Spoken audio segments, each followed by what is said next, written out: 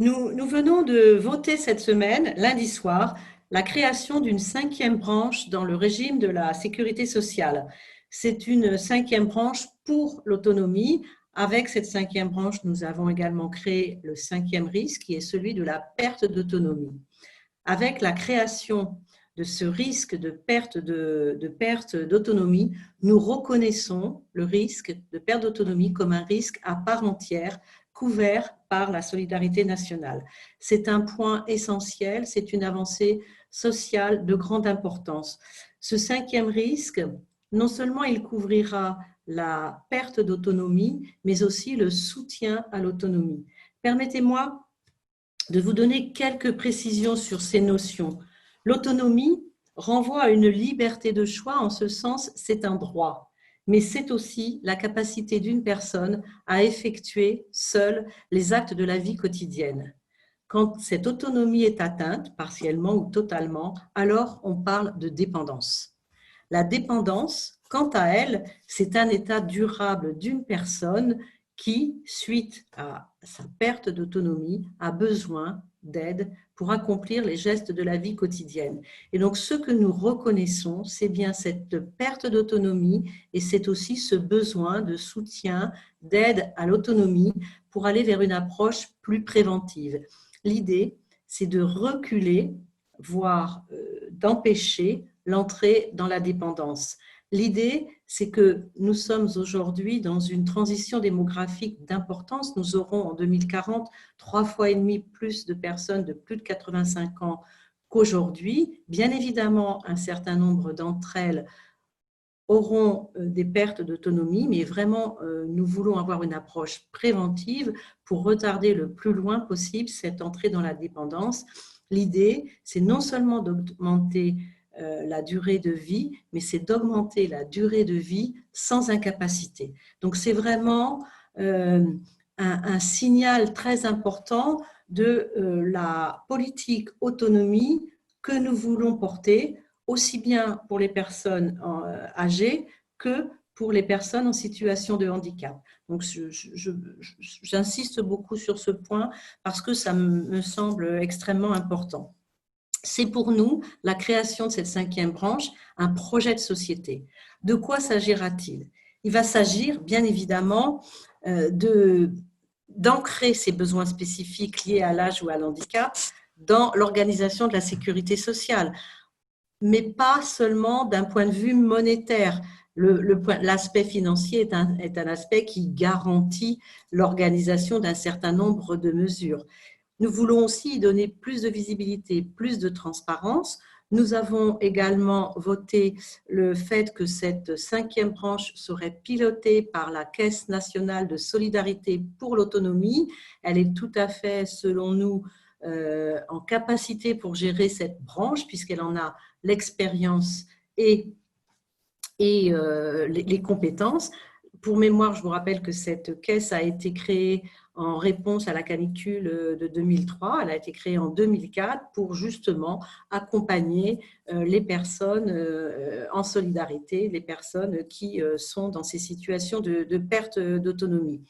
Donc, autour de cette cinquième branche, il va s'agir pour nous d'organiser toute une ingénierie de financement pour pouvoir justement porter, ancrer dans le pays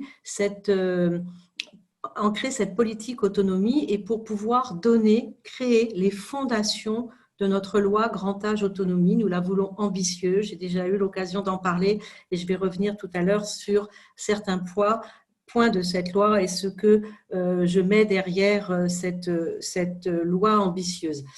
J'aime assez faire des images, donc j'ai envie de dire que ce que nous avons à faire aujourd'hui, c'est à créer, à construire la maison du grand âge. Et donc, si on visualise la maison que les enfants font, c'est un trait en bas, 2 traits de chaque côté, et puis un petit toit. C'est ce que nous avons tous fait quand nous étions enfants. Et j'ai envie de dire que le trait du bas, ce sont les fondations. Eh bien, c'est notre cinquième branche qui va nous permettre de créer l'ingénierie de financement qui nous permettra de porter nos ambitions. Les deux pans de côté, pour l'un d'entre eux, je dirais que c'est la gouvernance. comment est-ce qu'on crée les conditions d'une coordination sur les territoires entre la préfecture, les agences régionales de santé, les départements, tout cela de manière complètement transparente pour l'usager qui devra avoir un seul interlocuteur. L'autre côté, j'ai envie de dire, c'est le regard que nous portons sur les personnes vieillissantes et les personnes en situation de handicap, mais pas seulement. C'est aussi le regard que nous portons sur les professionnels du grand âge et des secteurs médico-sociaux. Aujourd'hui, je vais oser l'expression, il y a un désamour de ces métiers. Il y a un désamour parce qu'on ne reconnaît pas la qualité de ce travail et eux-mêmes le disent. Le métier n'est plus attractif. Donc ça, c'est l'autre pan de la maison. Comment est-ce qu'on regarde ces personnes fragilisées et celles et ceux qui en prennent si bien soin dans notre pays? Je voudrais faire juste un petit focus là-dessus. On a beaucoup entendu dénigrer toutes les structures médico-sociales, les EHPAD, et très sincèrement, chaque fois qu'on dénigre ces établissements, on dénigre les professionnels qui y travaillent et qui en souffrent beaucoup. Il y a peut-être à la marge un ou deux établissements qui sont extrêmement problématiques, mais la plus grande majorité de nos structures prennent en soin nos personnes âgées avec beaucoup d'attention. Je veux le redire là maintenant parce que ça me choque beaucoup qu'on dénigre à ce point ces établissements. Et puis enfin, le petit chapeau, le toit de la maison, eh bien, c'est pour moi la pleine et entière citoyenneté des personnes âgées. C'est leur permettre d'exercer, d'exprimer leur libre arbitre et de choisir la vie qu'ils veulent avoir en établissement, chez eux. Et pour qu'ils puissent exprimer leur libre arbitre, il faut qu'il y ait un choix suffisamment important pour qu'ils puissent l'exercer. Quand on n'a pas le choix, eh bien, on n'exerce pas son libre arbitre, on fait des choix par défaut. Voilà, cette petite image de la maison du grand âge. Et à l'intérieur de cette maison, eh bien, on va y mettre toutes les mesures qu'on a depuis longtemps. Il y a eu le rapport de Dominique Libaud, il y a eu le rapport de Madame El Khomri, il y a eu le rapport de ma collègue Audrey Schubert, du Feu Schubert. Il y a eu mon rapport qui est sur l'évaluation de la qualité dans les EHPAD. Il y a eu le rapport de Denis Pifteau sur la promotion de la bientraitance. Donc, nous avons les meubles pour bien aménager cette maison. Donc ça, c'est l'image. Et si vous voulez, je vais y revenir un petit peu plus. Quand on parle d'un projet de loi ambitieuse, on parle par exemple de créer de nouveaux droits. Créer de nouveaux droits, qu'est-ce que ça veut dire? Ça veut dire repenser les droits des personnes âgées, le droit d'aller et venir. On a vu là dans la période de crise que leur liberté d'aller et venir avait été, alors de manière justifiée bien évidemment pour les protéger, mais elle a été quand même considérablement, il y a eu une emprise considérable sur cette liberté et ça a été dur pour certains d'entre eux. Mais on s'est aperçu que dans ce cadre-là, peut-être qu'il pourrait y avoir un certain nombre de droits qui devraient être considérés. Le droit de choisir, le droit de prendre des décisions, un certain nombre de droits pour les personnes âgées, le droit aussi de siéger dans un certain nombre d'instances représentatives, le droit de pouvoir dire les choses et pas forcément au travers de représentation d'usagers, au travers d'associations, mais en tant que personne qualifiée. Dans toutes les instances, on a des personnes qualifiées, mais quand on a 78 ans et qu'on a un regard sur la société, on est qualifié pour parler du grand âge. Et je pense qu'il faut systématiquement revoir la composition d'un certain nombre d'instances pour qu'elles puissent s'exprimer. Je vous parlais aussi de la promotion de la bientraitance. La bientraitance, vous savez, c'est un phénomène très complexe. Bien souvent, quand la maltraitance, pardon, quand la maltraitance est un phénomène bien complexe, bien souvent, quand on parle de maltraitance, on a à l'esprit la maltraitance délibérée, volontaire, qui mérite évidemment d'être punie en tant que telle. Mais en fait, on voit qu'on a d'autres formes de maltraitance qui sont complètement inconscientes, qui ne ressemblent pas à de la maltraitance, qui sont des phénomènes d'oubli, des phénomènes de non-réponse, des phénomènes de non prise en compte de quelque chose qui peut ne pas paraître important pour tout un chacun et qui, pour la personne concernée, l'est extrêmement. Et donc, je pense qu'il y a toute une culture de la bientraitance à développer pour justement éviter ça. Il y a une prise de conscience à avoir sur le fait que tout à chacun, je dis bien tout à chacun, peut être maltraitant quand il est dans une situation d'accompagnement d'une personne extrêmement vulnérable et fragile.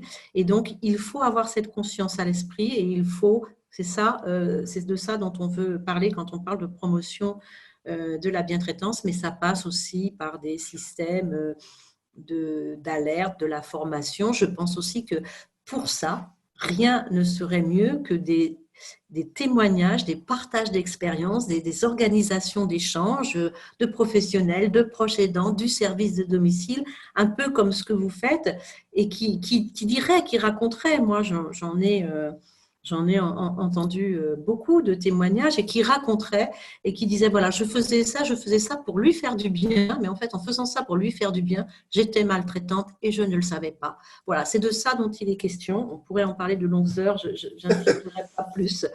Euh, Bien évidemment, il y a tout un tas de mesures pour aider les proches aidants. Alors, vous savez, et j'ai eu l'honneur d'y participer, nous avons l'année dernière mis en place une stratégie interministérielle de soutien, de mobilisation et de soutien aux proches aidants avec un certain nombre de mesures. Alors, une des mesures phares, c'était l'indemnisation du congé de proche aidant que j'ai personnellement porté et obtenu, mais il y en a d'autres. Et je pense que nous avions prévu de faire un bilan d'étape au mois de mars. Nous n'avons pas pu le faire pour les conditions que nous connaissons, mais nous allons poursuivre l'évaluation de cette stratégie, l'ajuster, l'amplifier. Là encore, il y a besoin d'organiser des rencontres, des partages de paroles, mais aussi, il y a un besoin de simplification de l'information. Quand on est proche aidant et qu'on a besoin de quelque chose, ce n'est pas qu'on manque d'informations, mais c'est qu'on se perd dans le maquis d'informations. Donc, il y a du travail à faire. C'est un exemple parmi tant d'autres. Le point fondamental, c'est l'approche domiciliaire. L'approche domiciliaire, elle est extrêmement importante aujourd'hui quand on pose la question à des personnes.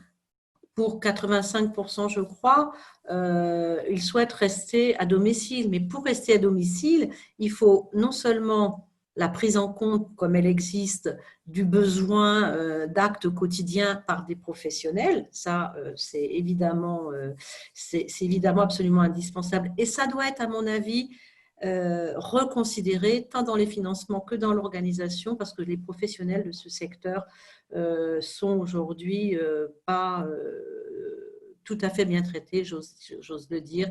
Et donc, je pense qu'on a beaucoup de choses à revoir dans ce domaine, mais il y a aussi des temps à reconsidérer, le temps de faire la toilette, les repas, etc. Mais je pense aussi que sur le domicile, il y a toute une organisation à mettre en place avec les associations, avec les bénévoles, parce qu'il n'y a pas que le soin qui est nécessaire, il y a aussi la présence. Donc, on a beaucoup de choses à travailler, il y a plein d'idées. Donc, ça aussi, ça pourrait faire l'objet d'un développement à lui-même. En tout cas, je pense qu'autour de l'approche domiciliaire, je crois qu'il faut créer une complémentarité entre les différents acteurs professionnels, amis, familles, associatifs, bénévoles, pour que les journées d'une personne âgée avec un certain nombre d'incapacité ne soient pas des longues journées où on attend la personne qui vient à la douche, puis faire la douche, puis celle qui vient apporter le dîner. Et entre les deux, c'est très triste. Donc, il y a tout ça à travailler. C'est vraiment quelque chose de collectif, hein. C'est la société entière qui doit y participer. Voilà pour ces points importants. Un autre point, et j'en finirai là, même s'il y en a bien d'autres, qui est la question de l'habitat. La question de l'habitat est extrêmement importante. Je pense qu'on a à créer de nouveaux habitats, que ce soit dans toutes les constructions nouvelles, pour qu'il il y ait un chez-soi où que l'on soit, quel que soit le lieu de vie. Le chez-soi, il doit être dans un établissement, dans un EHPAD, dans une structure médico-sociale, mais il doit être aussi là où on vit. Et ce chez-soi n'est pas forcément la maison qu'on a acquis à 25 ans. Ça peut être un autre chez-soi reconsidéré.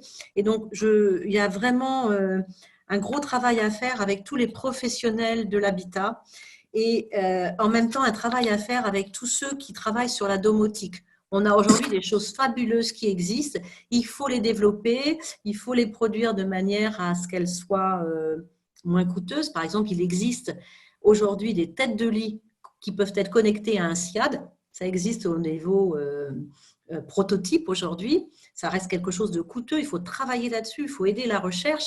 Vous imaginez une personne avec une tête de lit connectée à un SIAD, s'il y a un problème, elle a une sonnette et la personne du SIAD peut être là dans un temps très court. Ça va favoriser le maintien à domicile. Donc, il y a des tonnes de choses à faire. Vraiment, je crois qu'on a un boulevard devant nous. Avec beaucoup d'humilité, je dirais que, en gros, nous savons les mesures qu'il faut mettre dans cette loi grand âge. Je vous le disais tout à l'heure de manière imagée, nous avons de quoi meubler notre maison.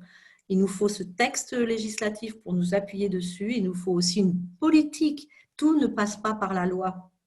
Il faut une politique, il faut un engagement, il faut de la complémentarité. Il nous faut collectivement créer la société de la longévité. Voilà, c'est sur ces mots que je conclurai. Et vraiment, c'est un travail collectif dont nous pourrons être très fiers lorsqu'il aboutira. Et je l'espère le plus vite possible.